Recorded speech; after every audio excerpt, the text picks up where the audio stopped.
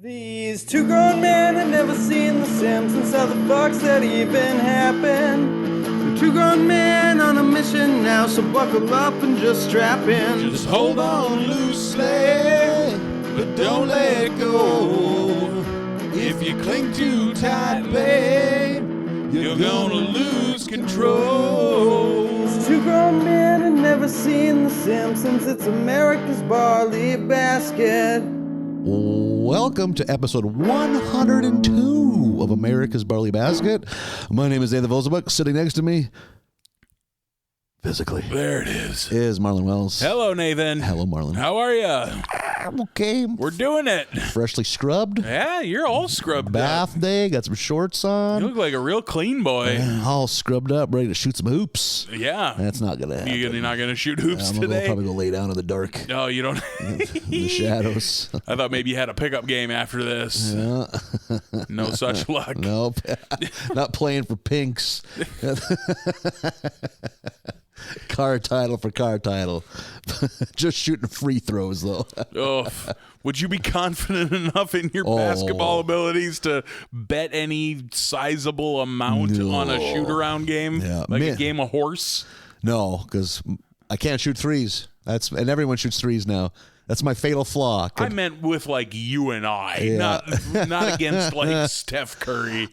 I would say I could beat most average people off the You street. think you could beat me in horse Oh, I think so. You think so? When was the last time you shot baskets on a regular basis? on a regular basis? Yeah. 20 fucking years. Oh, see, 2 summers ago, I shot every day. So I bet I could get my stroke back though. Yeah, if you can hit from 3-point range, you'd have me. That's where I lose. We might have to shoot a little hoop one of these days. God, I have a basketball. And there's a park right down Right here. there, yeah. And then us getting our wallets taken by teenagers. Yep. Teenage frisbee throwers come roll us. Hey, look, 2 victims. I mean, they're not wrong. Yeah. Or you and I could take them on 2-on-2 like NBA Jam. Yeah. He's on fire with heat stroke. His thighs are on fire with the chafing, the friction. Yeah, that ain't good for nobody. We did it. We're here. We have more Simpsons to talk about, I guess. Kind of right in the guts of season 23. Yep, we're getting towards the end of it here. We are. Next week we'll finish it up, but this week we're still here. Season 23. Let's start it off with episode 16, How I Wet Your Mother, which I thought was a repulsive title. Yeah. I was like, I didn't know what this episode would be about, but just reading the title, I was like, that's gross. Yep, that's gross. Yeah, this is gross for sure. Really, Simpsons? Yeah. That's where you want to go? Come on. Aren't we better than this? You would think. You would hope. You Family Guy? Come on. We start off, my very first note is, oh, hey, the power plant. I feel like we don't spend a ton of time here. Oh, we did back in the day, too. I missed the power plant. Smithers is heading into the supply closet to get some stuff. There's an immediate Portal reference. I don't know if you got that, but like when those little turrets come out and start scanning him, and he puts a portal on the floor and they fall through it. That's from Portal. Yeah, okay. Both the robots and the Portal are from that game. I was like, cute Portal reference. So Smithers goes into the supply closet for one paperclip that he has to go through all this security for and sign it out. I forget that some places keep their office supplies under watchful eye. I've never worked at a place that gave a shit. Yeah, you would really have to push it at the places I've worked at. Like paying for your lake house with hole punch sales, like off the black market of office supplies. Moving toilet paper and staples. Yeah. I don't think I've ever not stolen toilet paper from a workplace. Maybe the strip club. There was a time there in my late teens, early 20s. I don't think I bought toilet paper in years. Were you stealing the big industrial cheese wheel? Just have it sit next to the toilet? Yep. Just sitting on the edge of the tub next to the toilet. Rolling off that big ribbon of toilet paper. Yeah. I lived with a couple of real dirtbags right after college. And boy, when we moved out of the dorms, I don't think we bought trash bags for literally 5 years. As a couple of those wild card dudes, it was toilet paper and trash bags and paper towels. Oh, no shit. Cleaning supplies. They just ruined that dormitory supply closet. God, now that I think about it. And also, I am particular about toilet paper. I'm weird that way. Yeah, that's true. You are. You have a little more give a shit about your toilet paper than I do. Scotsman. Yeah, I know you are. Yeah. When I meet another Scotsman, it's like a moment. Like, it's like, yeah, this guy gets it. I got Scots in my bathroom right now. They figured out I don't need to wipe my ass with an oven mitt. We've discussed this. It's not insulting. Looking to wipe your ass with a duvet cover. Yeah, right. Yeah, like a toaster cozy. Stomping on the toilet to get it to flush. Toaster cozy sounds like a silent film actor. Or is it like toast apostrophe ER? Sure. Or apostrophe R, maybe. Toaster cozy. Yeah. So on his way out of the supply closet, Smithers knocks over a plutonium rod. I like that that's just in amongst the supply closet stuff, as if that's a supply that sometimes you need. Yeah, by the pens. Yeah. He knocks it down, and it catches in the door, preventing it from locking. And that's when Homer and Lenny and Carl come along, and they're going to raid the shit out of the supply closet. There's a quick little montage of everyone hearing Homer say that it's all up for grabs. Everybody's grabbing shit. They got their cars so loaded up with stolen office supplies, reams of paper and toilet paper. There was somebody's dragging a copier. That's a big get. That's a tough one. A big industrial copier. Yeah, tough to steal copier. Yeah. Burns busts everyone except Homer. Homer makes it out the gate before everybody else. Burns busts everybody except Homer, who he thinks is a saint and of hardier moral stock than the rest of them. So the next day he has a little lyceum there at work and tells everybody that they need to be more like Homer, who's a good guy, not like you assholes. And Homer does not correct him, throws everybody else under the bus. They're all assigned writing a 30-page essay about how great Homer is. Everybody hates Homer. Yeah. Homer, because he's so moral, is given the day off as a gift from Mr. Burns, and he takes Bart fishing, and they go out fishing. When's the last time you were fishing? Been a while? Oh my God, 25 years. Yeah, same here. It's been a long, long time. Yep. Every once in a while I think I should give fishing a try. Never happens. That occurs to me every so often. Yeah. Boy, I bet standing on a bank throwing a lure out into a lake seems peaceful. Yep. But do I do it? Absolutely not. I like eating fish, but I can buy it. I like eating fish and I like fishing, but I don't like any of the middle ground. The catching, the cleaning, the none of that. I need a buddy who will clean them for 60% of the fish. Yeah. That's what I need. I should talk to a couple of my boys and be get your fish middleman. Yeah, exactly. Yeah. Get this fish economy fired up. Gotta go talk to my fillet guy. While they're out fishing, Bart and Homer, he goes off shouting at Karma about take that, Karma, I did bad and still came out ahead. Fuck you. And then that night wets the fucking bed. Yeah. What a weird... Yep. We're doing an episode about Homer wetting the bed. Last time you wet the bed? Bro, I have no fucking idea. Earlier this summer. It was... Got excited. I'd have been so young I don't remember. God. I've never pissed myself or the bed as an adult. See, I have stood in front of my bed, pissed in it, and then went and brushed my teeth and then went to bed in the piss bed. Oh. I'm trying to think if I've ever pissed. Drunk? I've drunk. Okay.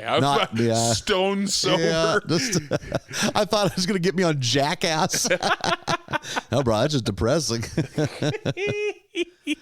I don't know if I've ever pissed. I've had lots of piss mishaps while drunk, but mishaps, if you will. It's rarely me all in the blankets just pissing. Waking up wet, like, oh no. I've had plenty of me like fucking slipping on the ice while trying to piss outside of a car and eating shit and getting piss all over my pants.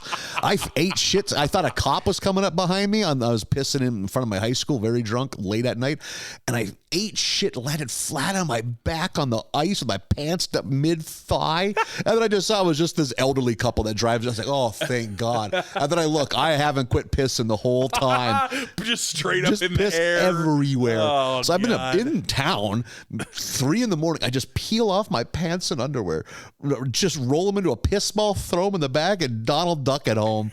I was like, what if a cop would have pulled me? And it was cold. It was like early March in North Dakota. Oh my God. Yeah.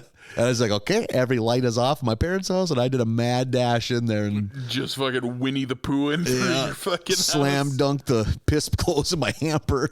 The beauty of piss pants, they don't smell that bad. It ain't that dank urine because it's almost just you're pushing water. Well, especially if you're just fucking hammered. Yeah, it's. I know that too well. I've pissed on too many things to know. Yeah, to know that like, oh, this isn't so bad. This isn't had a full pot of coffee an hour ago. Piss. I haven't. Boy, I pissed all over one love seat at least. Might have been 2. Unbelievable. Yeah, I should turn into a maniac. I don't mean to judge you, but you animal. Yeah. Piss. I pissed my pants. Yeah, that wasn't in a bed. That was in a car. Just casually pissing my pants in the back seat of my own car. Hey, I wasn't driving. Let's thank there we God. go. Yeah. I lived with a guy who would sleepwalk occasionally, and I once came out of my bedroom and witnessed him sleepwalking, pissing into the silverware drawer in the kitchen. Oh, fuck. Just completely out cold. Just Not even drunk? No, not drunk. Insanity. He was just a sleepwalker. And like, you're not supposed to wake him or anything, so I just didn't say anything, and he just casually closed the drawer and walked back to his room. Fuck. What did you do? Go back to bed, or did you take care of it? I fucking went and cleaned it up. Like, I'm a bro. See, what I would have done, I would have pulled it out. If it would come all the way out, put that in the sink, rinse it, and let him deal with taking care of it the next day. But you can't let that piss run through. That's right. No, I took the drawer out and put it in the sink and washed it out. And I think I threw all the silverware in the dishwasher and ran it and went back to bed. Yeah, it was. What was that guy's reaction the next day? He was just like, "Oh fuck, really?" Like, he felt bad, and I was like, "Dude, it's not it's you sleepwalk sometimes, and this time you decided that was where the bathroom was. So it's fine. You need to get a baby gate or something." Put a layer of Saran wrap over his door. You call me in the morning, I'll take the Saran wrap down. Buy him a cage like he's a werewolf. Yeah.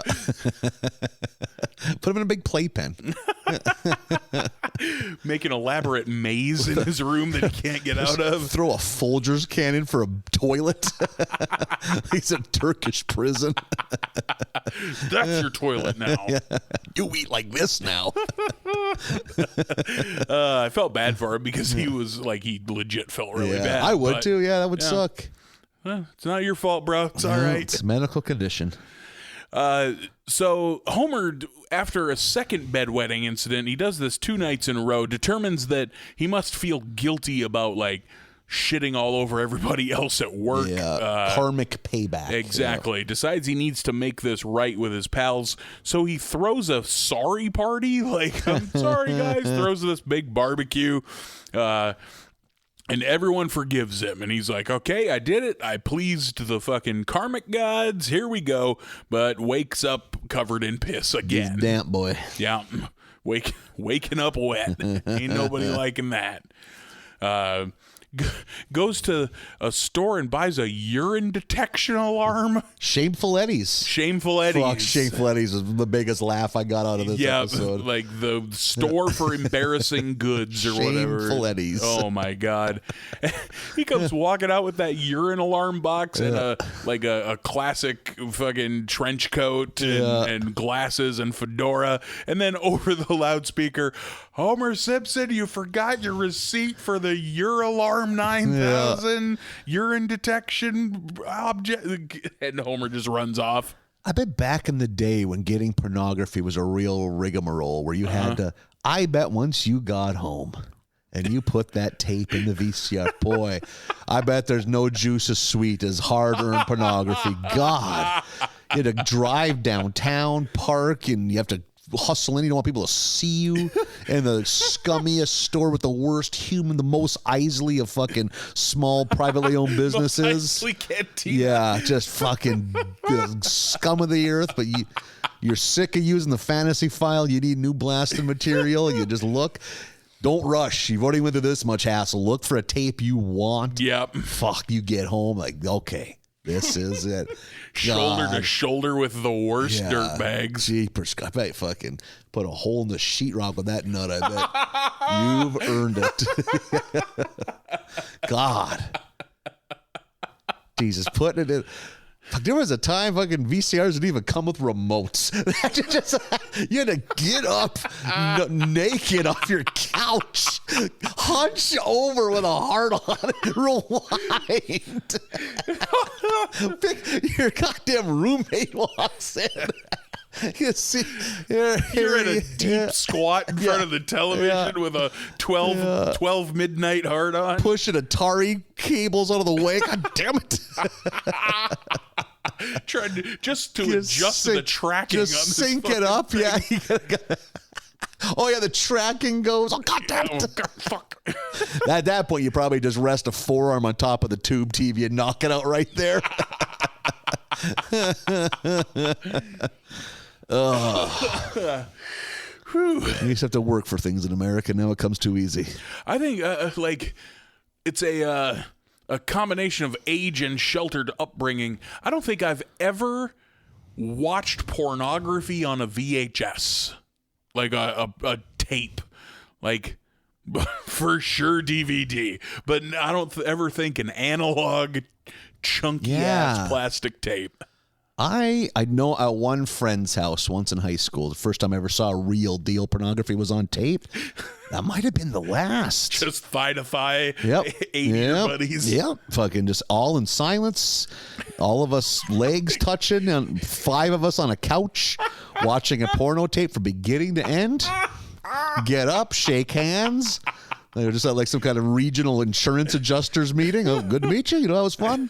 I'll see you next week. And rush home to blast. That doomsday clock was ticking. Your buddy couldn't make. He's pulled onto someone's boulevard. That's fucking on the hood of his dad's sprayer pickup, just choking it out. I don't even care. Valhalla, witness me. You see people rushing towards them. A cop with an old-fashioned billy club sprays the silver across his teeth and just pulls it off topside like he's throwing dice.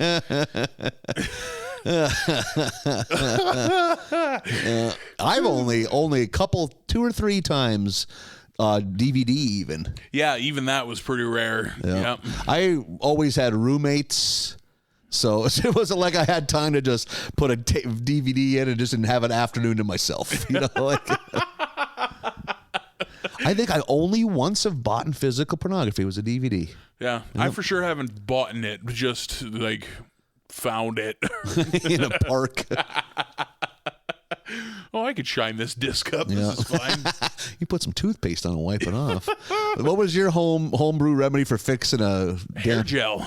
Interesting. For a CD. Yeah. We were always told toothpaste. I don't know if it ever worked. I've heard that. Yeah. I was always told hair gel. I think I've only ever done it once, and it worked. Did it work? Yeah. No shit. Did you ever buy a CD that was scratched from the factory? No. I bought 2 that I could think of. One was Ozzy Osbourne's The Ozman Cometh, like that late 90s greatest hits. Yep. That just had like a machine-like groove in it that caused like 3 of the tracks at the end not to play. It's just like a factory misprint, like a fucked up dime. Yeah, exactly. And then Black Rebel Motorcycle Club, their first album, that had a huge scratch. Like, again, just a perfectly straight line in it. Like, it's like, well, awesome. I've bought in a couple records that got a scratch in them from the factory. That pisses you off because $35. So that's an investment, Yeah, but like with a brush and some cleaning, record cleaning solution, I've gotten them both out. But I think they just get fucking fucked up in transport. Yeah. Of course they do. If a record warps, then are you kind of fucked? Yeah, kind of. Yeah. How do you flatten it out? About that. Yeah. A lot of what comes out today, though, you don't quite have to worry about that as much because a lot of what comes out today is like 180-gram fucking thick-ass, like a dinner plate vinyl. Oh, no shit. Oh, okay. But, I for sure have a couple of cheap old ones, ones from the 70s and 80s when they didn't care about that kind of thing. They're super thin that you can, they make that sound like when you shake a sheet of tin. When you shake them. I for sure got some of those thin ones that I'm sure won't last forever, but the beauty of cassettes. They're indestructible. I beg to differ. I bet you can fuck up a cassette pretty well. Well, what happens with the cassette is they don't have endless playability. Yeah, the tape gets slack and then all of a sudden it sounds like Andre the Giant singing. Me and my buddy had one of it. We used to love it. It was the La Bamba soundtrack. La la la Bamba. Oh, go Andre, go. And then you listen to that at least a couple of times. Yeah, it's fun. It's fun. Yeah. Oh, Andre. Oh, God. So Homer gets home and sets up this urine detection alarm, which is fucking ridiculous. Like a pad that he has to lay on and hooks up to a... As soon as he's setting it up, I'm like, this seems like a horrible invention. Yeah. And then, sure enough, in the middle of the night, the light starts going and the siren starts screaming. Marge is wondering what the fuck is going on, and the kids come running in, and he informs them that, your mother and I, we've been wetting the bed. Throwing Marge under the bus, that piece of shit. Funny. Yeah. And she immediately is like, we? What? Like, she's immediately not happy about it. And I think he says something along the lines of, oh, when you're pregnant, then everything's we. Yeah. But that was very funny. The next time we see him is like the next night, maybe, and Homer is wearing adult diapers, making out with Marge, trying to get busy, and she is so fucking turned off. She hates this diaper thing so much. When he undoes the tape and redoes it, that's gonna turn her on. Yeah, he's like a little striptease thing, like da da da da da. Yeah, man, it's tough to make adult diapers fucking. Jesus Christ. That first time you strap her on, boy. Oh, man. I bet you get a good look at yourself in the bathroom mirror. Like, well, here we go. I bet that's not the first one. I bet the first, here we go, is in the store. Yep. Oh, yeah. You're standing there looking at the wall of them just like, man. God, just rocking a full piss. A full piss. Piss into a Gatorade bottle, you're alarmed at how much comes out. You're like, Jesus, this is a lot. God, do I hate pissing in a bottle. Pissing, road pissing, sucks so bad.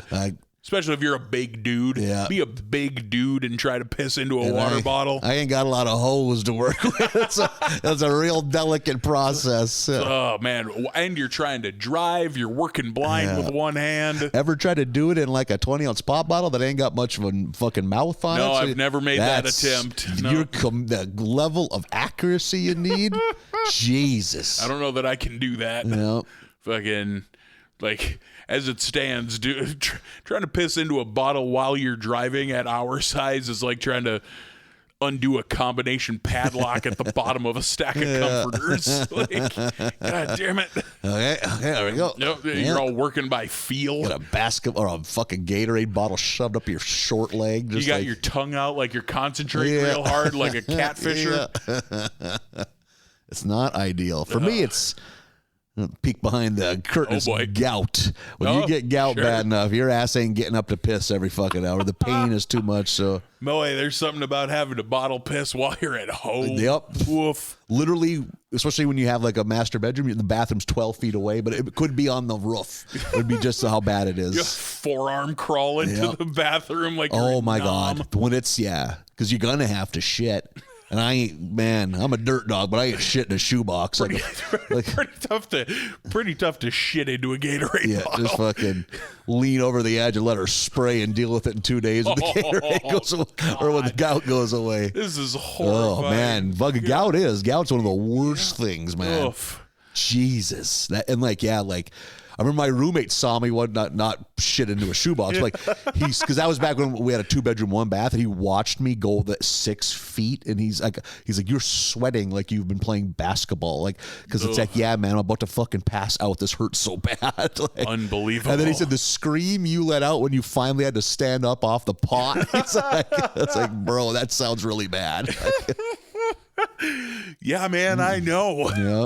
Yeah, I'm experiencing it. Well, when we were out telling jokes on Friday night and you had your back all thrown out, and it's funny now because you're not hurting now, but when we were in the car and every little bump you went over on the highway, you would be in mid-sentence just like, and so during my residency, I pop, you would just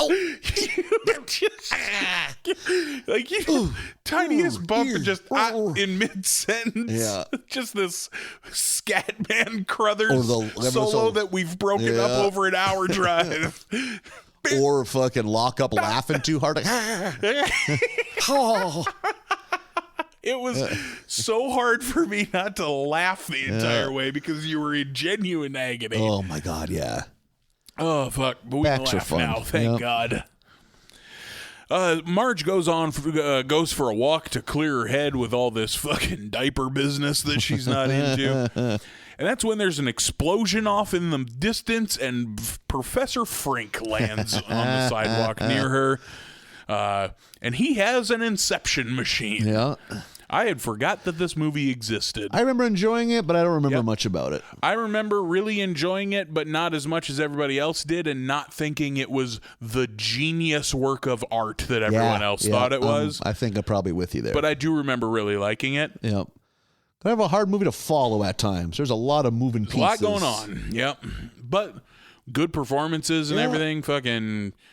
Tom Hardy and fucking Leo, everybody's good in that movie. Joseph Gordon-Levitt? Yep. Yeah. Who I also really like. Yep. So, yeah, it's a good-ass movie. Because he was also in that Looper movie. He was. Got a lot of time I like that traveling. movie a lot. Yeah, a fun movie, too. Yeah. Bruce Willis? Yep. Bruce Willie. Pour one out for Bruce Willis. Sounds like his acting days are done. Wrapping it up. Yep. Bruce Willie and Joseph Gordon. Kind of early on set dementia? There's a word for it, but yes, something like that. Yeah. It's too bad. A bummer. He's too young for that. Yep. Had it for a while, too. Oh, yeah, you hear that. Yeah, on some of those later movies. Like, oh, boy. Yeah. Poor Bruce Willie. He's not in Inception, which is where the rest of this episode goes. They just do Inception. Yeah. Yep. We hook up Homer and the family to the dream machine so that the family can enter his dreams and see what's causing all this bedwetting. And much like Inception, it goes in levels. Level 1 is them skiing, and the Grim Reaper is there with a coffin that says marriage on it. And as they're trying to figure that out, they go over a cliff, so we got to go a level deeper because time moves more slowly the further down you go, which is an Inception thing.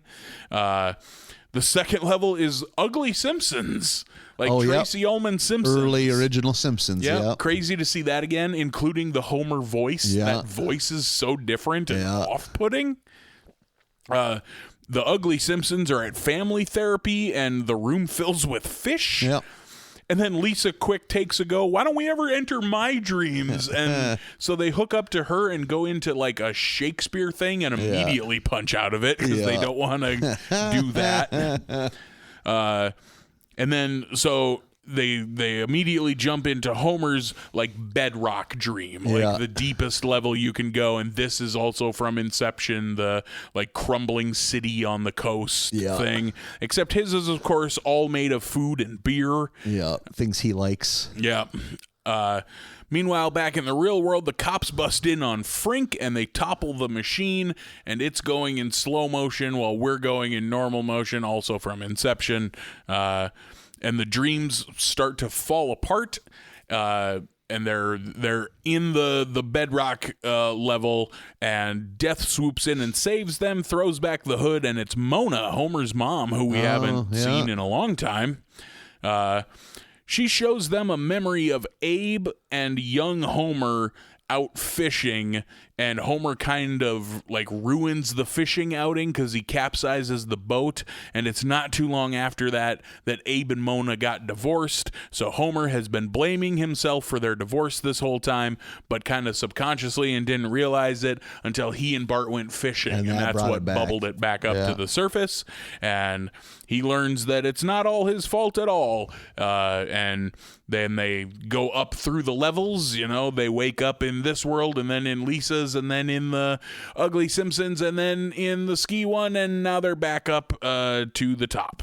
They did a fairly decent job of tying it together. Yes, they did. I thought that too. Because I was like, oh boy, they're really going to have to really mush this together to make it seem coherent. But but I mean, if all they're doing, they just follow the Inception template, and like they did it pretty logically. So, and like the having his mom be part of it and that backstory, that adds up. Yeah, okay. It ended up being a good episode. They end on the top bit, which is how that movie ends. If you spin the top and it tips over, you're in the real world, but if it spins forever, you're still dreaming. That's how you know whether or not you're dreaming. And it spins a long time, and they're like, well, then let's go ride bikes naked. And they go riding bike naked, and Homer's like, a dream truck, and it hits him, and then you see the top topple over.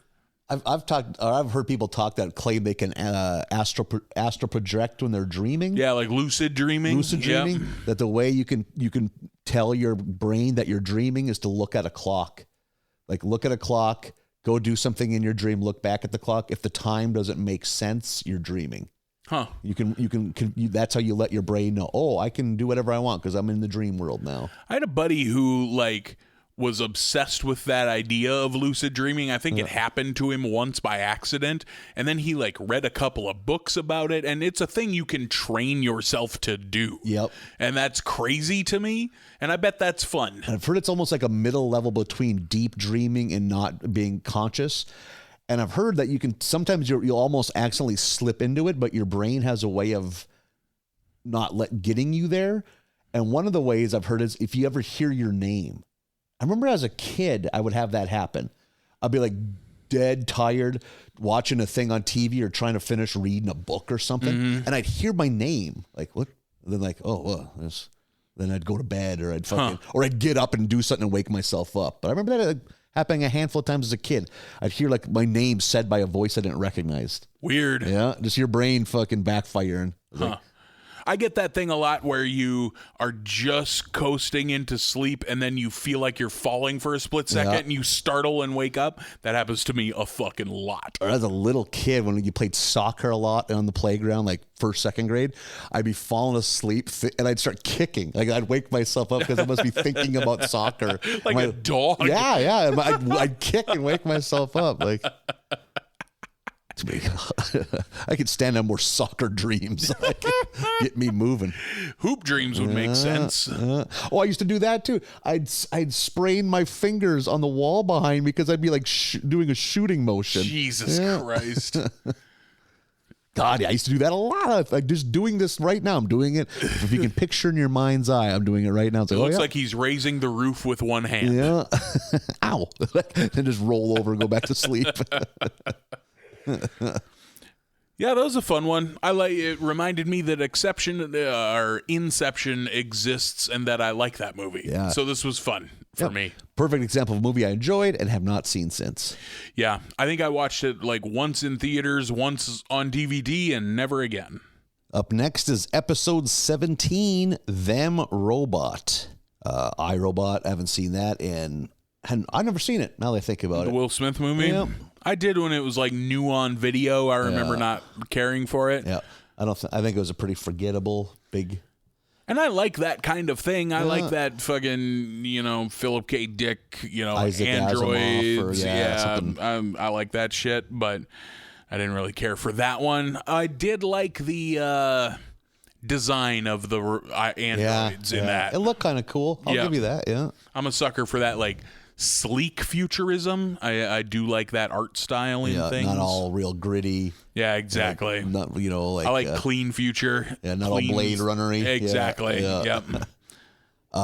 I guess someone that's a sci-fi nerd told me that was a real revolutionary thing about Star Wars, is that up until Star Wars, most all movie science fiction, everything was clean. Okay. And sleek. That Star Wars was the first thing that had like grungy looking equipment. Yeah. And the only things that are clean and sleek are the Empire. Yep. You know, Yeah. like the clean, sleek stuff is the bad. Yep, because they got the money. They got the droids. Yeah. They got all the foot soldiers to keep things clean. Yeah, but if you think about like in A New Hope, like all of the, all the stormtroopers are so shiny. Everything looks so polished inside the Death Star. Yeah, good point. Yeah, on their end, everything is clean.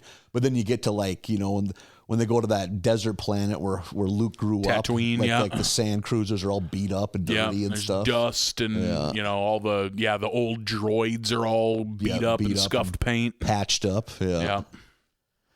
So in episode 17 begins with Burns announcing that it's time for, I think it's their yearly drug and alcohol test, which naturally scares the shit out of Homer because he can never be too sure when the last time he had a drink was. Yeah, I'm pretty into the fact, though, that Burns gives him a heads up. Yeah, right? Yeah.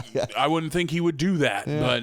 Or maybe just, I don't want to have to hire and pay to rehire people. Yeah, maybe that's it. Yeah, give them a chance to get themselves in line a little bit so I don't have to hire a bunch of new people. I've never worked at a place nice enough or important enough to where I need a drug or alcohol test.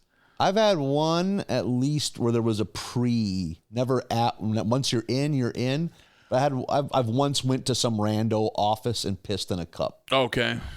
I think only once though. I never have. Yep.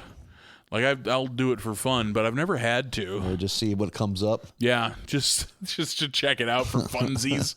It's a lot of bovine contraception medicine.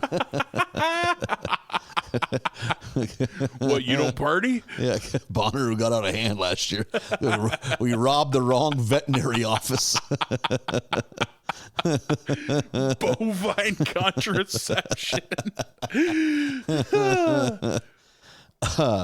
So it comes time for test day, and everyone's lining up. But then we get a cut to the office, like Burns's kind of chamber, I guess, not an office, and he's getting the bill for it. Yeah, and it's we get the blue-haired lawyer and Dr. Hibbert. It's those two, and then it's Burns on the other side, and Burns is just can't handle how expensive it is. You know, and that's what it comes down to. That's when the gears start turning. That hey, I can just not have humans, and I can replace them with robots. Yep, nothing to it. Yeah, so that's now we're really into what this episode's going to be about. Burns fires all of his employees except for Homer because he needs a scapegoat. I like that. Like that's all Homer's on. Even Smithers is gone. Yeah, he needs. How does Smithers put it? Someone to sign for packages and pin blame on. So Homer is originally, I think he's thrilled to have a job. He's relieved to have a job. Yeah. But then he quickly realizes how boring it is without having any of his old buddies around. Yeah, he tries to banter with the robots. Yeah. Robots kind of in the vein of iRobot, just like slightly smaller than human size, all white for the most part. They look kind of like Fugitoid from Ninja Turtles, which I really liked, with the big eyes. I was pretty into that. Because you gotta be careful not to step on anybody else's iconic robot because there's a lot of them, you know? I'm sure these flirted with Cybermen from Doctor Who. They they weren't, it wasn't 1-to-1, but I was like, oh, you're getting a little close with the eyes, but there's a little 3PO in there. Yep. The attempted banter was always good because it just failed because they're designed to just be efficient workers. Yeah. And it's what he's doing. He has an office chair gondola is what he calls it. So fucking funny. So standing on an office chair, pushing himself at very high rates of speed. You think that would work? That was my first thought when I saw that. I was like, wait a minute, does that work? You sure wouldn't want to be Homer size, I don't think. I got an office chair and a broom. Yeah. We should try it. It'd be hard. But yeah, I think it could be done. A good sturdy office chair, you could do it. Yeah. I bet you really got to push with right? that fucking broom. Probably would help to have a couple people give you a good push, give you a running push to build some momentum up. And then you just keep it going. Yep. And just a stick would be better than a broom. You'd want something stiff to keep propelling you. Yeah, that's true. Because you ain't pushing through water, you're just propelling yourself. So he's doing that, having the time of his life, until he fucking plows into one of the robots and virtually demolishes it. But he just starts working on it and figures out he's able to reprogram the robots to talk. So now we see where it's going. Like Homer's going to be, Dr. Moreauing it, make himself some pals. Meanwhile, cut to Springfield. Springfield's going to shit. Every business is going out. Because skyrocketing unemployment is destroying the city. And you can tell that's just going to be a thing. Everyone's just listless, like no one has work. Yeah. So cut back to Homer. Despite his best efforts, he can't get the robots to fuck around until he sees, he puts it together. Like the robots are all led by guidelines, like yellow guidelines throughout the power plant. Like, oh, well, I could just paint those guidelines out of the power plant. And that's exactly what he does. A pretty good visual of him with like a roller leading the robots out of the power plant. Yeah. And I think the first thing they go do is play baseball. Yeah. Takes them to a baseball diamond of all places. And God, there's some good laughs there when they like talking about DH, and he's like, the DH is destroyed like a once beautiful game. Yeah, like the robots have because they're so logical about everything. I love that they have an opinion on the designated hitter and that they're against it. Yeah, like their wording is so good too. Yeah, I'm pro DH. Yeah, I don't know. I liked when the NL had it because I don't root for an NL team. I just like the oddity of the one half of baseball having a different rule. Sure. Yeah, that is fun. And it's silly fun watching AL pitchers hit. They're just so bad at it. See, that's where I'm at is no one wants to see a pitcher bat. Come the fuck on. I just think when occasionally one would get a hit, like everyone's so excited for him. Yeah. Like, good for you. And I just love the novelty of, hey, this guy's 44 and runs a 10-minute 40-yard dash, but he can hit real good. Yeah. So he's a professional athlete. Yeah, can't do nothing else. Yeah, weighs 285. When Milhouse and Bart come to play, and when they refuse to let Milhouse play because he's inferior. Good. So fucking funny. They scan both of them. Yeah. So they get playing baseball, and Homer runs into the street to catch a fly ball. And he's an adult. He doesn't see there's an oncoming truck. A robot sacrifices itself to prevent Homer from getting cheesed by that truck.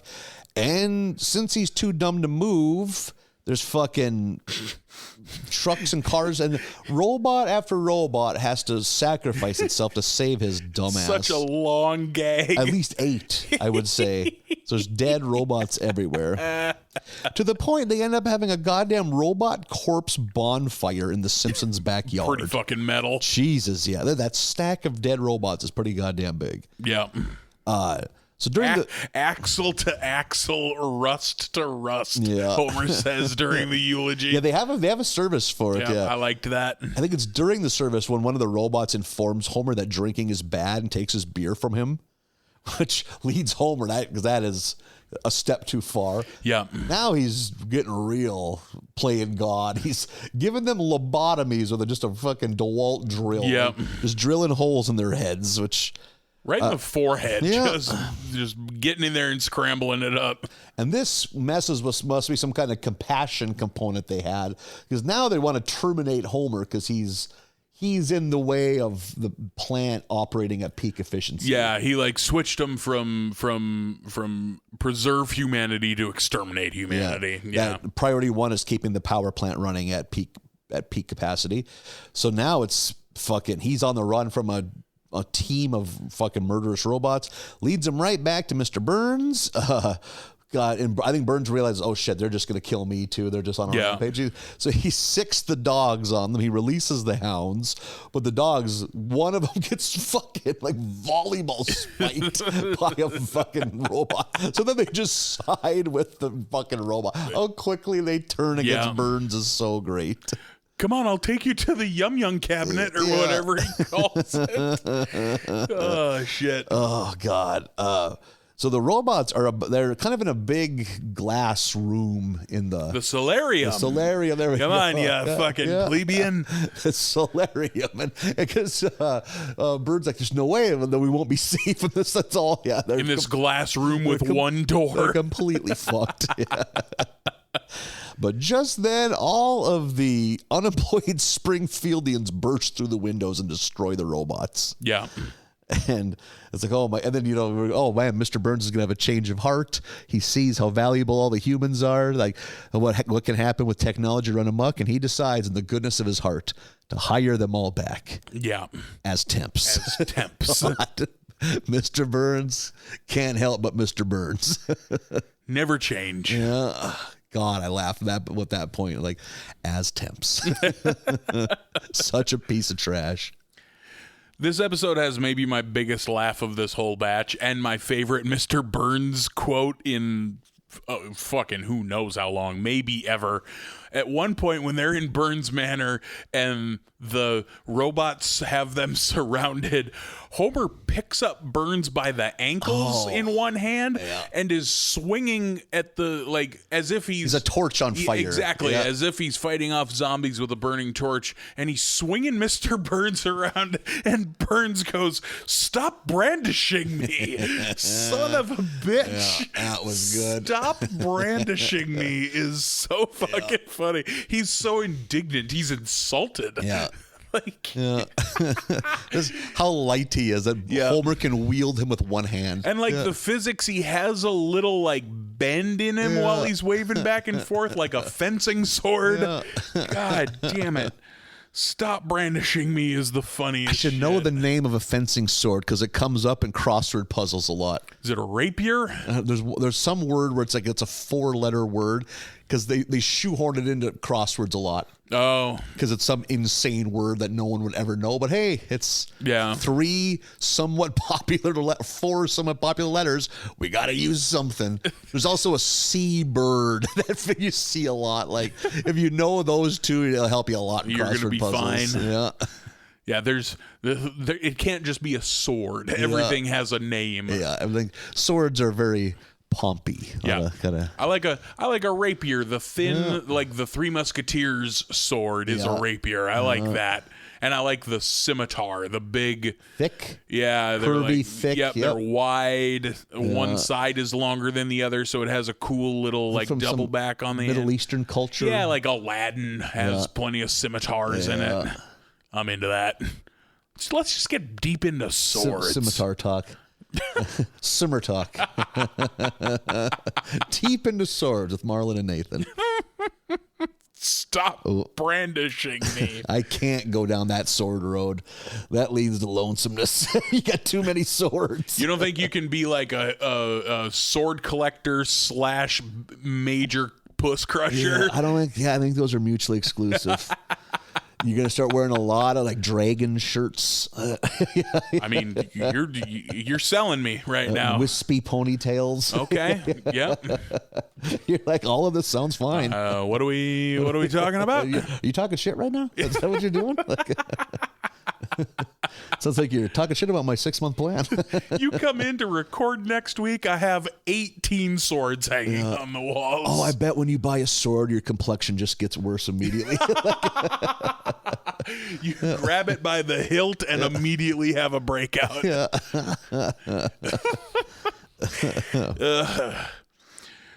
If you collect swords, good on you. You should do your thing. We're not going to judge. We ain't going to yuck your yums.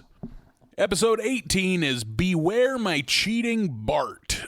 We get a very long, elaborate couch gag right off the top. Yeah. I had to look this up because I don't know this fella. Bill Plimpton or Plimpton? I'm assuming Plimpton. Plimpton sounds right. Is the fella's name.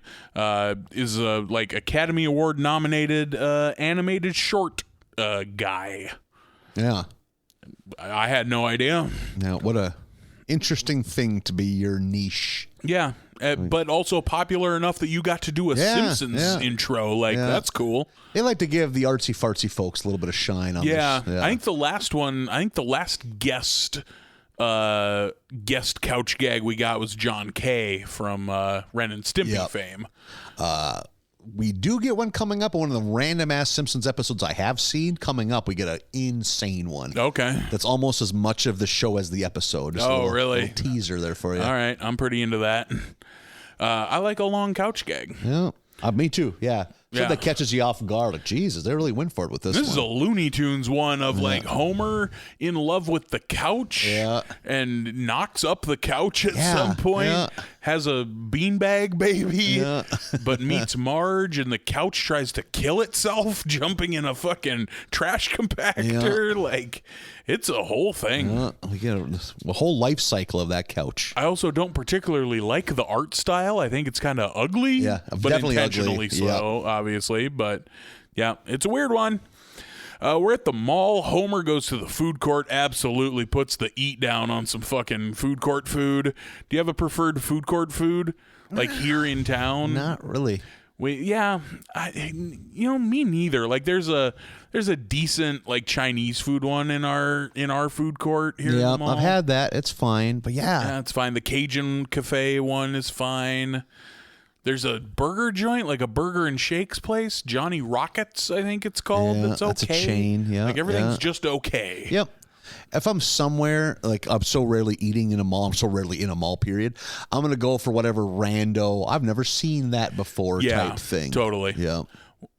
We should go eat at the food court. You want to just, next time you're hungry and want to eat, let's just go to the mall. What's the name of the Chinese place? They're a chain that specializes in malls. Oh, okay. I didn't know that. So like Leela Chin's or something like that. Like no idea. I was thinking it was like a name, but like it's one that you just see at malls, which is a hell of a business model. Like, yeah, good for them making it work. I think back in the heyday of the mall, there used to be a couple.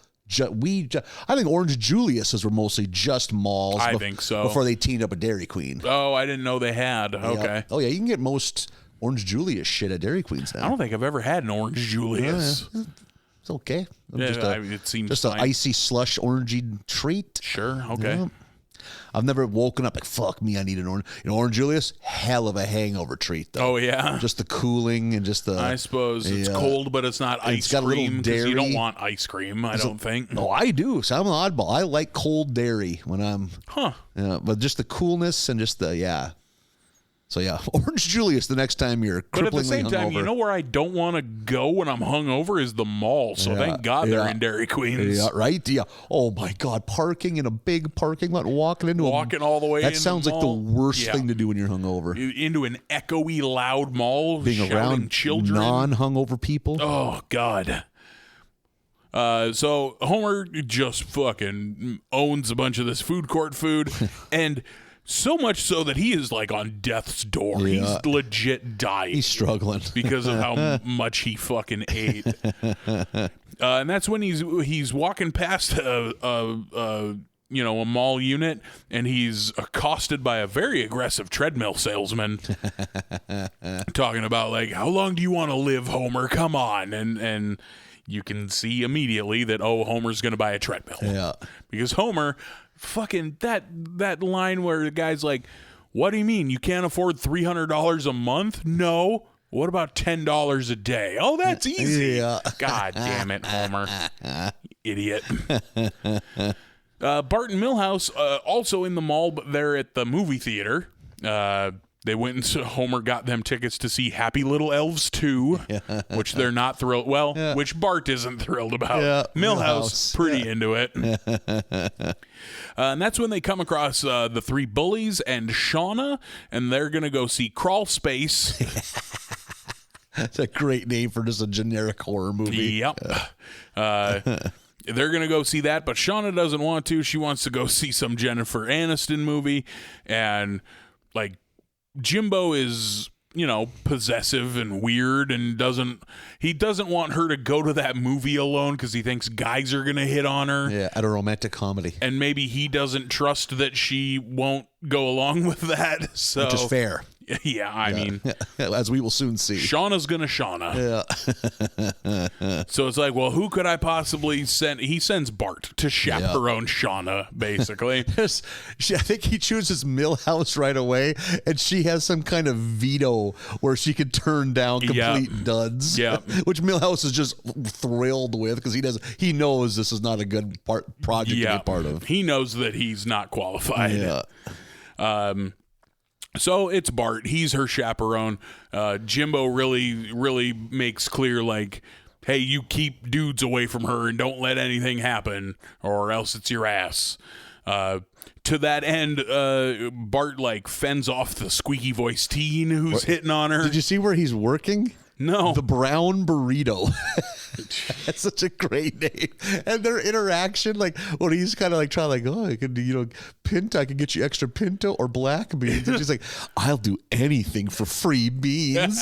Anything.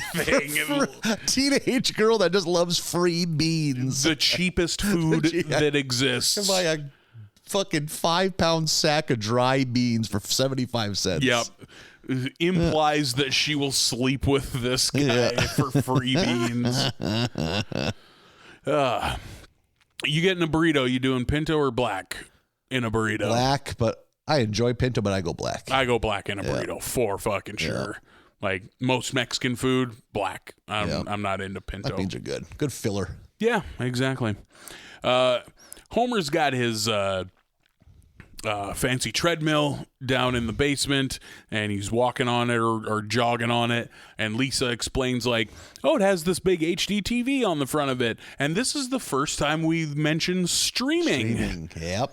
Like, oh, you can stream all your favorite shows on this TV. I was like, boy, we're catching up. We sure are. I was like, holy shit, we're there. Yeah, and Homer's going through some TV shows, picking one out, and he lands on Stranded, which is Lost. And Homer gets super into Lost. I'm just going to call it Lost.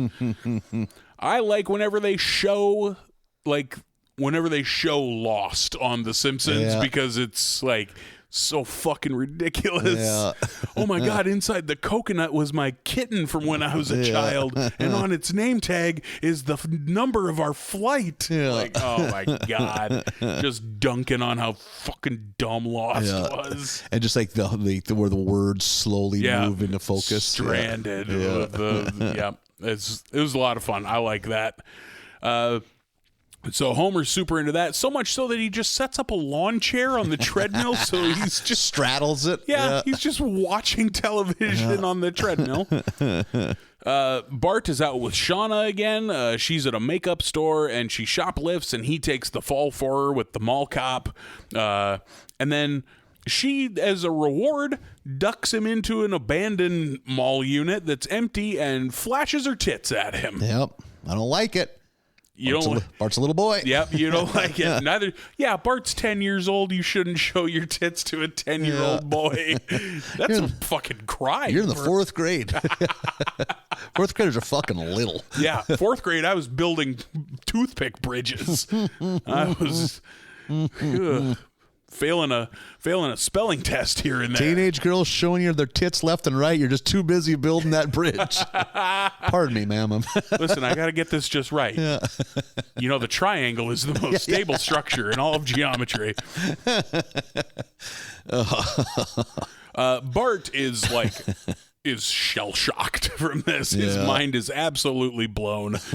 We get that fucking image the next day or that night when they're eating dinner and everything looks like tits. The cookies with the kiss in the middle of them, and the mashed potatoes shaped in the in a pile in the shape of a boob. Doesn't his mom offer him a cookie? He's like, I'm too young for cookies. It's like, you are, Bart. I'm just a boy. Yeah. Very funny. Marge goes downstairs at one point and busts Homer just watching the TV on the treadmill without using the treadmill, and she is not happy. She is super mad about it. Like, use it or take it back. You spent so much money. Yeah. And Homer's like, but if I take it back, where am I going to watch TV? She's like, on the TV. Yeah. But where would I walk? Anywhere on the sidewalk. And I think she even says, this is the dumbest fight. And Homer just goes, we've had dumber. Oh my God, it's so good. There's a long, I don't know if it's a reference or not, but there's a long montage here of Bart and Shauna are just dating. Yeah, now. it's a weird, because like at one point we get Bart and Milhouse walking down the sidewalk, and it's from Midnight Cowboy, where like that car comes by and like Milhouse gives them like the whatever this thing is called. Oh yeah, the Italian flick the fingers under the chin thing. The car fucking rears back and hits him. Just KOs Milhouse. My favorite part of that is I think Shauna pulls Bart into the principal's office and puts a doorknob or a tie around the doorknob and they're smooching. Yep. Fucking Skinner walks by, sees the tie, and just lowers his head and keeps walking. It's so good. Oh, I got a laugh out of that. I just looked it up. The only other like reference in that whole montage is that song is from The Graduate. Oh, yeah. Which I for sure did and not remember. That's where the movie connections don't make any sense. At one point, Bart walks in and we see him looking like shocked and what we think is the crook of a leg, because that's from like The Graduate. Yep. But then it's her playing pool. That's her arm. It's her elbow. Yeah, the inside of her elbow. And then Jimbo finds out, because of course he did. Come on. Yeah. So they fucking haul ass out of there. Shauna and Bart do. They run to Comic Book Guy as like a safe haven. Yeah. And he even says like come into Asgard while I, the Heimdall, the watcher of all, keep you safe. Like, Jesus Christ. The Marvel movies were a thing by now, apparently. Yeah. I love that fucking... There's a reference to him selling Archie comics 20 pounds for a $1. Yep, I thought that was fun. Yeah. Comic Book Guy is a rat, though, because he's also a bully, but he's a cyber bully. Yeah. So he is one of the bullies.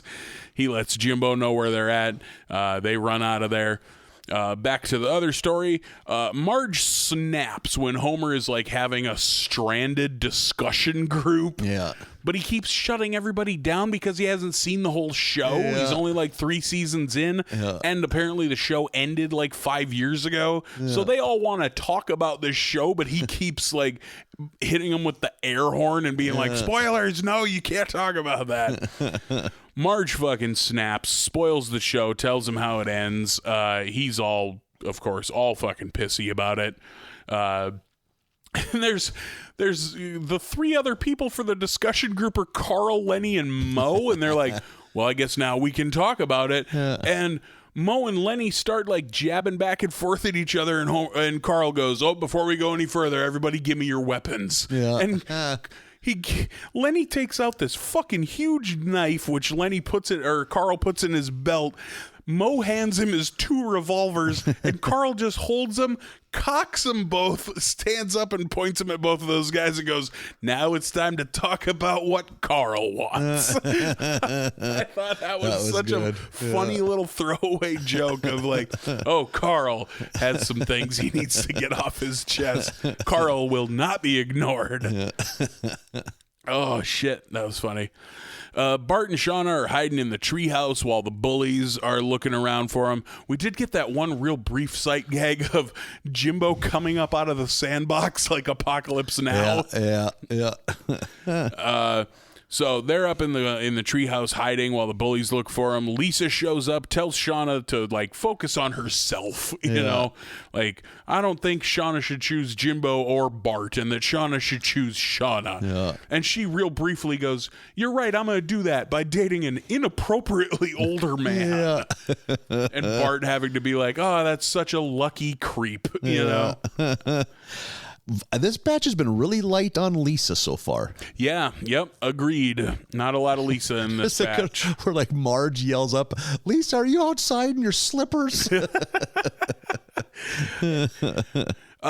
Meanwhile, Marge and Homer just make up. There's no like actual resolution to that story. Homer just walks into their bedroom and she's like done up the bedroom to look like an island. Yeah. And it's all smoking hot. And so they're going to be fine apparently. And then it does like a fun like zoom out too far, zoom out to see all of the galaxies in the world. We get a real brief glimpse at Fry and Leela from Futurama. Yeah. We sure do, in that pan out. Yeah. And then it's just the cat from Stranded sitting in its litter box. Yeah, it's all the galaxies exist within this cat. Yeah. And that's the end of it. Fun episode. That was a fun one. Very fun episode. Yeah, I did like that one. I don't know if it's my favorite of the batch or not. We'd have to keep talking. For me. Yeah, it's good. Have we had Shauna before, or we just had women that appear to be, or girls that appear to be Shauna? Nope, we've had Shauna specifically, but real lightly. Yeah, yep. Yeah, never this much of her for sure. This is definitely the most Shauna. The most Shauna-heavy episode yet. Yeah, exactly. So we're up to episode 19, a totally fun thing that Bart will never do again. Bart is bored in the way that, boy, I can just feel it in my bones, the way you're bored when you're 10. Yeah. You ain't got no way to escape the house. There ain't nothing going on. You're just bored out of your goddamn mind. Every day, exactly the same. I liked the way they showed that. Like with the split screens doing the per day thing. That has to be from a movie or something, because there's a certain music playing too at that time. Fun. Yep. I like it. This episode has a lot of interesting thematic like choices. Like it's really...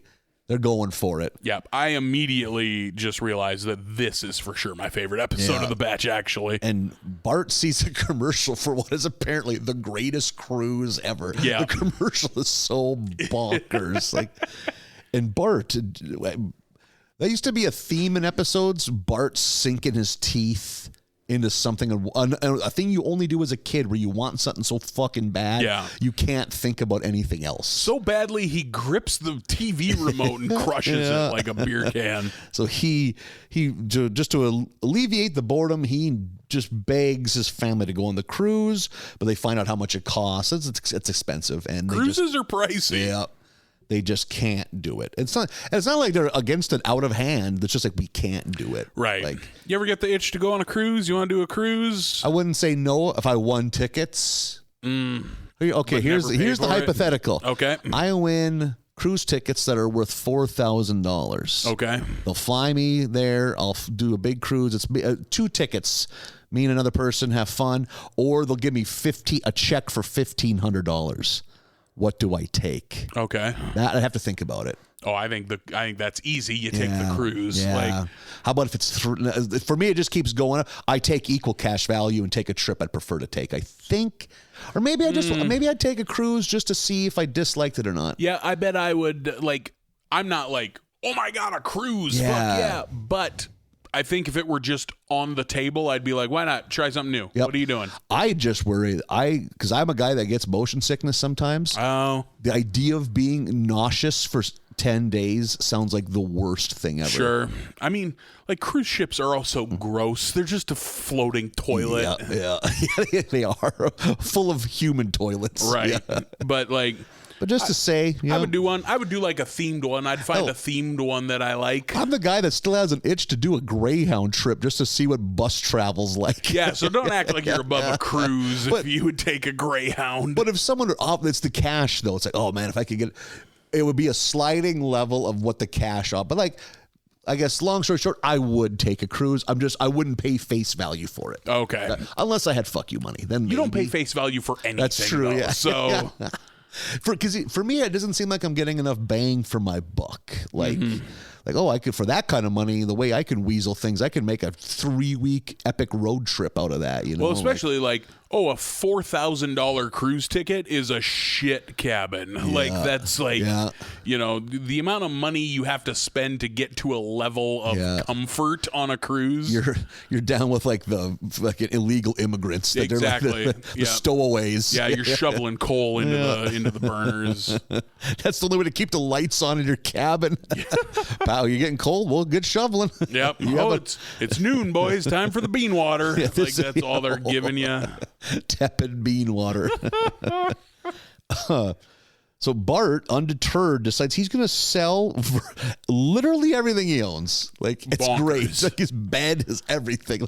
Like when he goes back to his bedroom and it's just empty, like I'm gonna go to floor. I'm gonna go to floor. That's such a good line. Because what he does, he sells everything and yet doesn't have enough money. Yeah. Poor heartbroken Bart.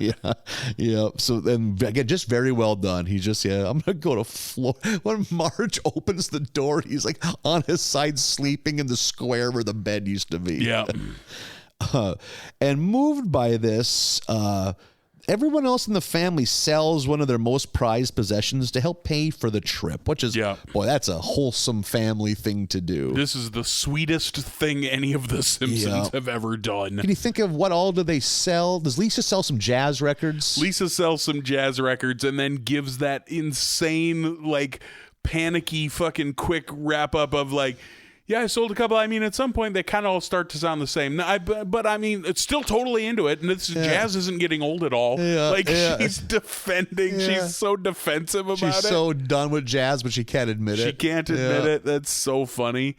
Marge sold their China set, and Bart's like, but that's been in your family for generations. And Marge is like, actually, my mom stole that from from a lady she cleaned for. It took her years to get every piece.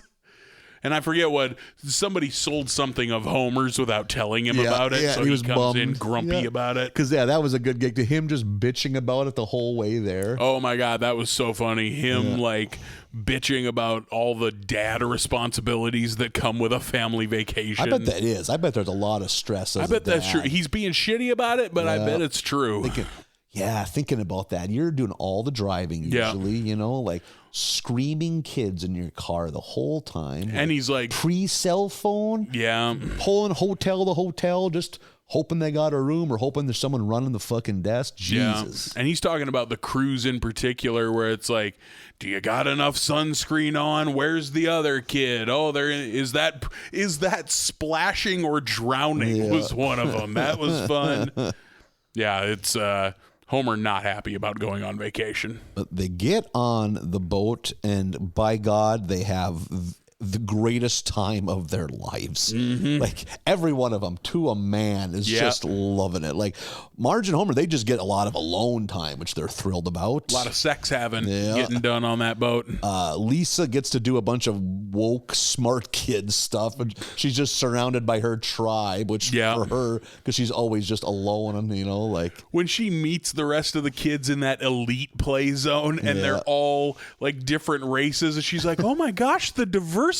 It's like I'm in a PBS special. And then that kid rolls in on a wheelchair and she like can barely even like, oh my gosh, she can barely stammer. And the second one rolls in and she just goes, oh, 2. Holy shit. That was good. And Bart basically just does everything. It's just, we get a montage of him enjoying every aspect of it. At one time, that includes watching Magic Freak Greg Demon, which I got a kick out of. I like and I like how bummed Craig Demon looks. Like he's like relegated to carnival cruising. But having the time of their lives. But that's when Bart overhears someone talking about the end of the trip. That's when Bart realizes it only lasts his week and that his life will go back to the nothingness of before. Yeah, that song is insane that guy does. Steve Coogan plays that dude. He's kind of like the... commissioner of fun. Yeah, exactly. Like the director, and that song is so bonkers about how like enjoy it while you can because next week is all back to pain. Like what the fuck? So Bart is kind of panicky almost and realizes, oh my God, this is wrapping up. He can't imagine going back to his old life. So what he does is it's pretty goddamn crafty. He figures out a way to like broadcast a scene from like a ocean-based pandemic movie where it's like a general or something giving a grave speech about how the mainland has a disease and it's killing everyone, so we have to stay out here until further notice. And people lose their fucking minds, as would happen. And somehow they can't. Oh, does he destroy? Yeah, he pours some like food or something, hot fudge into the radio he's got equipment. Like a song for it as he's like getting the fudge into all the radio equipment. And then, so now they're trapped there, which Bart thinks is going to be like just heaven on earth. Yeah, vacation forever. Yeah, in typical Simpsons style, shit turns into Lord of the Flies almost overnight. Immediately. Yeah. Oh my God. But also, how eerie is it, all the talk of pandemic, like 10 years before COVID? Like, yeah, I had the same thought of like, this hits close to home. Because like, think about like, it's not out of the scientific realm of possibility that someday there could be a COVID type thing that has an 80% mortality rate. How insane are things going to be? What's the matter with you? Do you sit at home and think about this? Oh, shit, yeah. That's why I don't sleep. Like, what would I do? Where would I go? That's so wild to think about. Like, I don't need caffeine. I have mental illness. Mm-hmm. I just like the sugar and the cream. Caffeine stabilizes me. Oh, God. But yeah, it's... Lord of the Flies is right. It is full post-apocalypse immediately. And Bart tries to keep everyone's spirits up. But yeah, it's the worst place ever. And it's like, there's like a tribunal and people are being judged by the Steve Coogan character. It's like... I think my favorite visual gag, because they do... Earlier in the episode, they do a long panning shot of the boat to show you all the fun shit on it. The pool with the giant water slide and the go-kart track and the roller coaster. And they show you all of that. They do another shot of it now that it's all Mad Maxed out. And it's like my favorite visual gag. The one at the end is funny, of the roller coaster just goes off the rail and into the water. But right away, you see the pool with the big elaborate water slides. Two people come sliding out into the empty pool and then immediately start fighting like it's a gladiator pit. And I don't know I don't even know if we're shown how it happens. I think it's just Bart, like, trying his happy. He's still not in a bad mood. He just enters their cabin, just, thinking about whatever he's doing. And then all of a sudden it's Marge and Lisa waiting for him. Yeah. And then they just play the TV. Oh, let's watch a movie, Bart. Yeah. And they have found the clip. And that's when Bart realizes, he tries to talk his way out of it. And that's when Homer walks in, full Mad Max gear. Yeah, with a glue-on mohawk. Yeah, like leather-studded Road Warrior shoulder pads. Like, and it's just, he's loving it. He's like, oh, another tough day in the pit again or whatever. But they then let Homer know what's going on. And then they kind of, they march Bart down. He has to admit to what he did to the cruise director, who's now this like Lord Humongous style leader. And they respond to this by marooning the Simpsons in Antarctica. That's a death sentence. Oh yeah, they're killing them painfully. And while they're, of course, not thrilled with Bart because they know that he's led them to their doom. Yeah. While there, they discover some penguins. Like, oh, look at all. I mean, like a penguin colony. Like, hundreds of penguins. And Bart's just grumbling about, like, like penguins are just like us. Just all they do is just like eat and walk around. And nothing going on for them. And then like just kind of like endless boredom and drudgery. Like Bart is in a mood. Bart is in a state of crisis. And that's when Lisa, kind of like probably the biggest part of like Lisa's like, yeah, of course life is pain and this and that. But it's like, you just got to learn to enjoy the few perfect moments that life gives us. And that's when Homer kind of just barges in and is like, yeah, quit thinking and start doing. And just pushes him down that edge of that sharp hill that they're on. Yeah. And then that's what we get. It's because like it's just them flying down this, and then like the penguins get involved. It's just them sliding down this huge hill, having fun. Yeah. And we get I think it's an Animal Collective song. I think is who that is. Like this real atmospheric. The music is top notch in this because we get a good song in the beginning when we show Bart looking back, or like his endless days of boredom. There's a good song. Yep. And then also when Bart is like first explaining why he wanted the trip to last forever, he's talking about like, I don't want to have a life that's just endless nothing. It like shows him being old and in bed and sad that nothing good ever happened. And now after all this, we cut to like an elderly Bart in bed with all these pictures of the fun that he's had. Yeah. And it's like my life was great. Yeah. What a great ride or whatever. Yep. I think that's exactly how it was. Kind of like just reflecting on how awesome and wonderful everything was. what an episode. Like, this episode rules. Not so much for laughs, even though it was fine, but just so well done. Like, so much more than the average Simpsons episode, like, which I even looked it up. This is held in very high esteem. Oh, is it? Okay. Like, in the Simpsons canon. Like, cool. Like top 10 episode of the last 25 years. Yeah, like, this is a great episode. Yeah. I like this one a lot. Yeah, just so, like, I mean, it's good, but just such a weird, like, all of it just in these typically fine, you know, just every episode's kind of the same. Then this one, like, man, they really went for it, you know, like, good for them. Like, that's the beauty of a show like The Simpsons. It's been on for a third of a century. Like, they got a little more carte blanche to do shit. Yeah. Like, they have a lot of trust built up. Like, okay, we'll let you do what you want to do. I like how this episode looks. Like everything, because there's so much fun stuff to draw on the Carnival Cruise, and then it's fun to do it Mad Max style when, like I said before, that long pan shot, and then they repeat it now that it's all fucked up. Like, that's fun. It's fun to look at. Mm-hmm. So, yeah, I love that episode. Yeah, this was great. Very, very good. Oh, yeah. It's like, I'm trying to think of we've had ones like this where it's like, oh, wow, it's a real departure from their typical. I can't even think of the last one, though. Right. But we get them, but yeah. And it's fun to have a vacation episode that isn't The Simpsons are going to insert exotic locale here. Exactly. Haven't had one of them in a while. No, it has been a long time. Holy shit, there's one bit in that episode that I have to mention.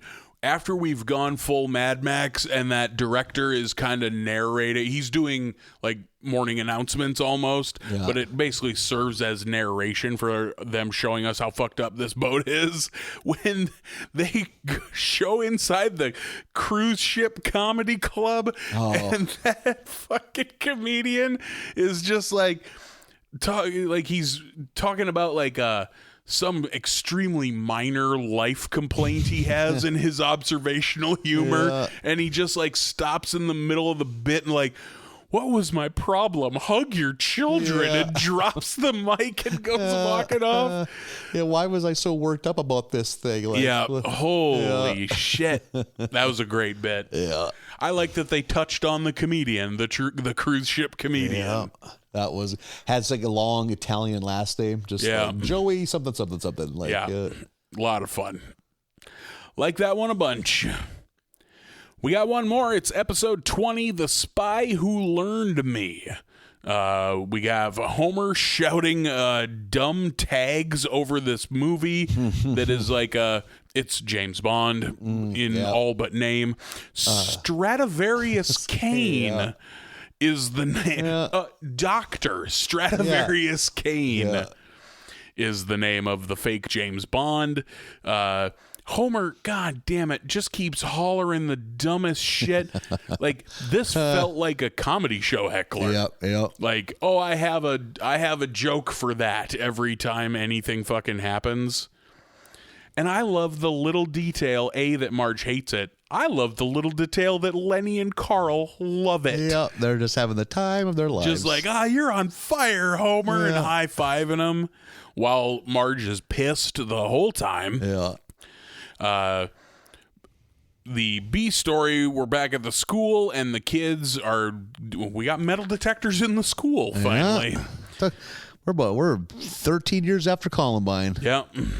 Here we are. The kids are getting their phones taken away and getting their... Nelson, I like that he just uses this as an easy bullying opportunity because you have to empty your pockets into the pan that Willie is holding and then you get it back on the other side, like going through the airport. But Nelson is just taking the money from all the almost kids. like an offering thing, you know? It's like an offering plate. Yeah. It's at this point that Nelson bullies Milhouse's mom because he overhears Milhouse be like, my mom says that bullies only bully you because they're afraid or something like that. Yeah. And it cuts to Luann Van Houten getting her hair done. Yeah. And Nelson shows up and dumps out her hair dye on the floor. Like, you raise weak children or something. Yeah, you raise weak children. Dumps out her hair dye and just like backs out of the room.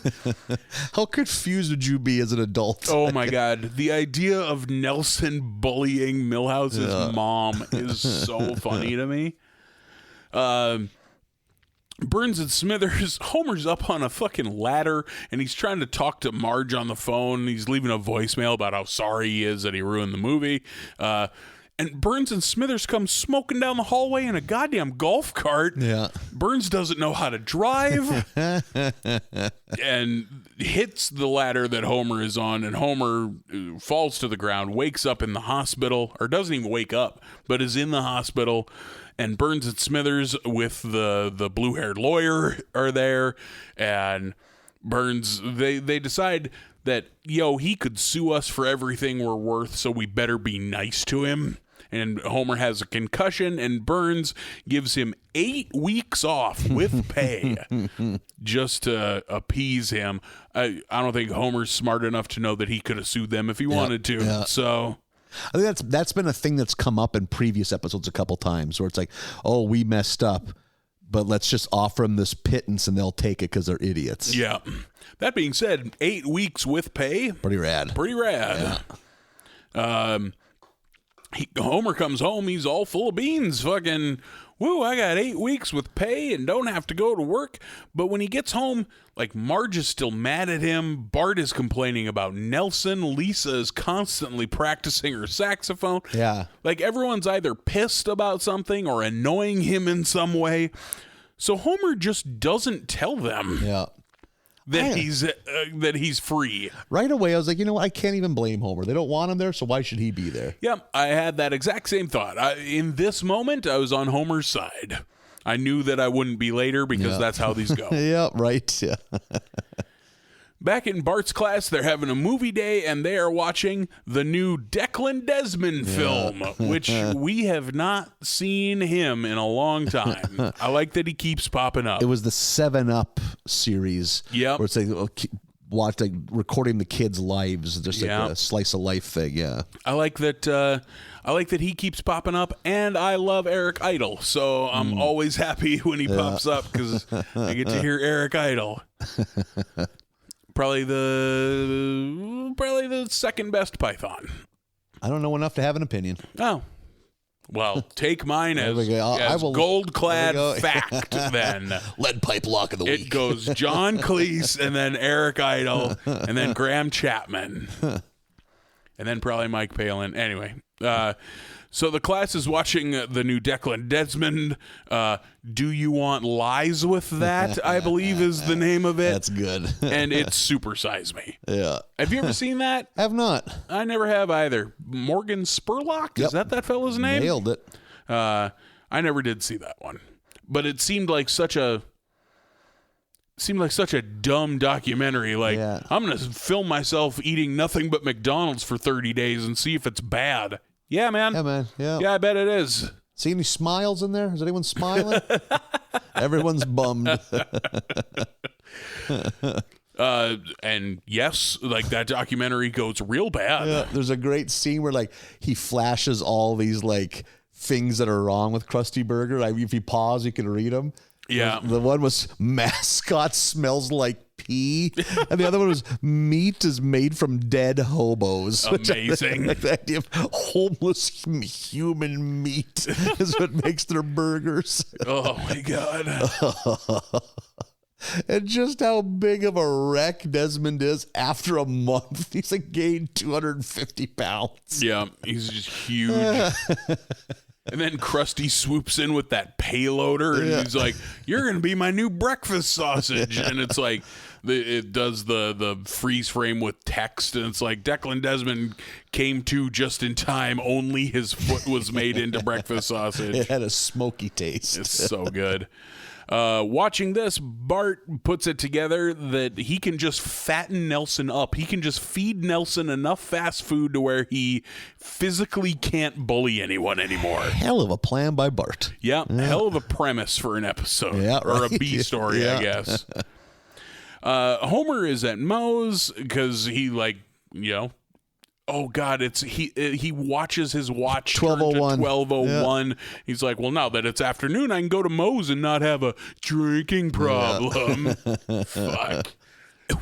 When he orders his beer, Moe's like, all right, I'll be right back. A bunch of raccoons moved into my storage unit or my storage room. The back room, yeah. Yep, and I got to go reclaim my turf. And he goes screaming out the back door with a garbage can lid and a chef's knife in his teeth. Jesus. You hear him say, there's more than I thought.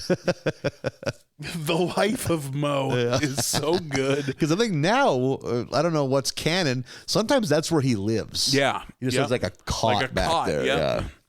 Other times we've seen him have a shitty apartment. Too. Yes, we have also seen that. The disappearance of Barney from these episodes. When was the last time we saw Barney's like residence? Yeah, like where he lives. 20 seasons. Ago. Yeah, I bet it's been a long time. I like seeing where Barney lives. Yeah. He's a real trash goblin. This is when Homer, for the first time after his concussion, hallucinates Dr. Stradivarius Kane, the fake James Bond, at Moe's, and he is going to teach Homer how to be a good husband because he's James Bond. He's a fucking ladies' man and all this. Yeah, and Marge doesn't really have time for Homer right now. Yeah. Stradivarius Kane, by the way, voiced by Bryan Cranston. Oh, interesting. Okay, now that you say that, yeah. Yeah, I didn't catch it in the episode. I definitely had to go look it up, but I was like, this is clearly good. This is a good role for someone who they get. Oh, there's a good gag. I think it's when Lenny walks in and Stradivarius drops down, and we find out that people can't see your imaginary friend, but other imaginary friends.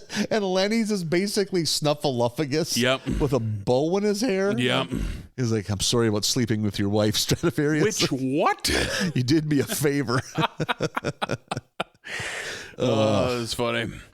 The kids are watching television. Ken Brockman is doing an obesity report, and they recognize Nelson's torso because that's a news, a news stereotype. If you just show torsos, you don't have to get any permission. Exactly. So that's why every obesity rates are on the rise news story is just fat torsos. Yeah. That's all you see. Just waddle wiggling down every street. Yeah. I love that detail. And one of them clearly Nelson because he's got the vest on. Yeah. And Nelson is super fat. Very fat. Really got out of hand quick. Back in the A story, Kane has Homer hitting on women at a bar. Homer's horrible at it immediately until Kane helps out. And I like Homer too doesn't really want to because he's a married man, and he convinces, you got to do this to if you can't win these women over, how could you win over Marge? And he has a line like, okay, I'll make a stranger love me forever. And that's why Maple makes the best wood for ventriloquist dummies. So fucking good. So he strikes out with a few, and then Kane gives him some pointers, and it works on the next woman he hits on. And then, like a swarthy Scarface. Scarface type comes Tony in Montana. there. Yep. And tries and pulls a fucking gun on Homer in this fancy bar. Homer squirts lime juice in his eyes and runs away. That'll come back later. Yeah. Marge, in the meantime, brings Homer lunch at work in a picnic basket and talks to Lenny and finds out that Homer has been off work this whole time without telling her, and she is pissed. Not thrilled. Goes fucking peeling out of the parking lot of the power plant to get back home to give Homer hell. It's at that point that Carl walks by and Lenny's just standing there kind of shell-shocked. He's like, what's going on, Lenny? And Lenny goes, I thought I was making small talk, but apparently it was big talk. Yeah. Such a good line. Just so sad, like a little kid. Yeah. Lisa brings Nelson to Krusty to be like, look what the fuck you did. Yeah. I think she shakes him and his hair falls out. Yep. Oh my God. Nelson is falling apart. Yeah. And Krusty's like, well, he didn't have to order any of that garbage. We have yogurt and salads on the menu. And she's like, but do you carry those items? And he just goes, no. Yeah. Well, he's playing Wii tennis with his chimp. Yeah. A lot going on in that house. And that's when Krusty like claps his hands and is like, hey, I forget the name, but brings in his trainer, like, get this kid back in shape so he doesn't die and I want him us. in movie superhero shape. It's like Hugh Jackman and Wolverine. No, I can't afford that. Like Alicia Silverstone and Batman and Robin. He's already that. Yeah, Jesus. Such an insane dig on poor Alicia Silverstone. Like, Batman and Robin's not good, but don't pretend Alicia Silverstone's fat. Yeah. Kane has Homer tell Marge the truth. He comes home and Marge has like one of the dining room chairs just in front of the door. You're in for it. Yep. You are in for it when someone does that. Yeah, and Dr. Stradivarius Kane tells Homer to tell her the truth, and he does, and it works. When they start kissing, he's a kisser. Kiss her while I watch was good. He's peeking over their shoulders with his big smile. Yeah, very funny. Yeah. They go out dancing, and they are accosted by the Tony Montana man. There's a line when they're driving, and she's like, your car is just so much fewer bugs. He's like, I've bug bombed my car from a lady. I'm not getting flea bites on my ankles. That's what it is. Yeah. He has fucking fleas in his car. That's so gross. And for no reason, imaginary Stradivarius Kane is in the back seat, sitting in Maggie's car seat, crammed into that car seat, all buckled in. Yeah. Like, why? Oh, so good. It's very funny. At the party, the Tony Montana guy is there, and Homer reaches for the limes, and there are none because he's seen that trick before. And that's when the guy's lady like distracts him so Homer can get away. Now Homer and Marge are hiding in the bushes, and Homer's like, come on, Dr. Kane, help me out. And he like takes a rock and starts smashing himself in the head with it to try to get his imaginary concussion friend to come back. He keeps getting different ones. Yeah, he gets like a Mr. Potato Head and a couple others. Yeah. And then it lands on Cletus the football robot from NFL on Fox. And it just does a stupid dance while the NFL on Fox music plays. And he spikes the ball real dramatically, and Homer's just like, nobody likes you. Which I can relate to. Yep. I think that fucking football transformer It's so is out so of place. dumb. It just, yeah. I get that you gotta have something, but what the fuck is that? I don't, and it's been there a while. I've always thought that. What the fuck is with this robot? Oh God! But and then the robot unzips itself, and it's Stradivarius Kane inside there, and like he tells Homer, like, I taught you everything you need to know. So Homer goes out there and woos this guy. Yeah, 'cause he also has blue eyes. Yeah, with the same blue eyes line that he used on his wife. And the dude is just like, oh, he's happy with that. That's fine, I guess. And Homer and Marge are like, they go walking off to the shoreline or whatever, talking about how, like, oh, I guess we might as well enjoy our time. How long do you have till you have to get back to work? 2 weeks? And Homer's like, no, I was supposed to be back last week. I guess we'll just wait till HR calls, and they have their sweet ending. Yeah. And then it cuts back to the playground where the nerds have, like, are loving life because they don't have their alpha predator anymore. Since Nelson can't bully anybody. And that's when jacked, buff, huge Nelson comes in and knocks the shit out of everybody. And Bart's like, is this better? Right, is this better? And Lisa goes, well, he's easier on the eyes. What? Yeah. That's the end of the episode. That was a fun one. Not, I think laugh-wise, that one might have been my favorite. It wasn't my favorite of the batch, but just per amount of laughs, that might have been there for me. Yeah, it was a good one. I liked it. I don't know, like all the Stradivarius Kane stuff I thought was dumb. I also think that it was pretty light on content, because if you think about that Stradivarius Kane movie theater bit in the beginning is extremely long. Yep. And then the Declan Desmond documentary in the classroom is extremely long. Like you had a lot of padding. Yeah, a lot of padding in there. Yes. But it was good. I love the idea of like Bart's just, I'm just going to fatten Nelson. I'm going to make Nelson so obese that he can't bully people. He has that bag of Krusty Burger to steal it, and Nelson opens. He's like, "What? They make these warm?"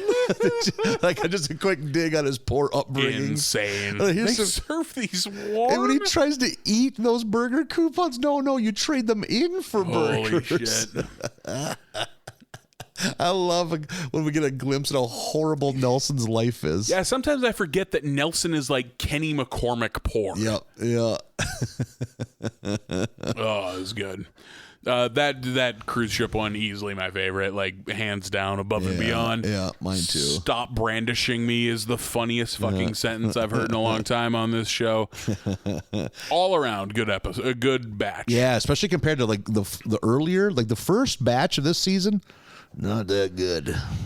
Like episodes 1 through 5. Okay, I don't remember. And then I think even 5 through 10. But then it's picked up. These last 2 have been better. I remember thinking, and maybe I'm wrong because again they all run together. I remember thinking that 23 has been a pretty good season. Yeah, it started slow for me, but it's worked its way up. Well, let's see if they end strong, because next week we're going to wrap it up. We're going to do episodes 21 and 22 of season 23, and then we'll do 1, 2, and 3 from season 24. Look at us. So we're doing it. We're going to a new chapter, Nathan. Doing things. Oh. What else are we doing? What else you got going on in your life? Nothing. Yeah. Comedies. Drying. We're going to Medora. Yeah, we're going to tell jokes in Medora. Legendary. This coming Saturday as this comes out. Yeah. So find us in Medora. Yeah, if you're there for the Pitchfork Fondue or for the Medora musical, come listen to us tell jokes. Yeah, come on Why out. not? That'll be fun. No one is there that's listening to this podcast, but by God, you got to put the beacon out. Yeah. You can't lose hope. Yep. You don't know if you don't. No one's going to come if you don't tell them. That's true. So. Yep, it becomes a self-fulfilling prophecy. Yep. So we're also drumming up support for Medora. Maybe people are looking for Memorial Day weekend ideas. Right. Yep. Yeah. Also, if you're coming to this podcast 5 years after the fact, don't go to Medora on Saturday. This is an old episode. Yeah, please, yes. We'll timestamp it. Yeah, the Memorial Day weekend of 2022. But we will do those 5 episodes next week. The last 2 of season 23 and the first 3 of season 24. And you can find us on the internet at Barley Basket USA on Facebook, Twitter, and Instagram. BarleyBasketUSA@gmail.com. We'll see you next week. Bye, everybody.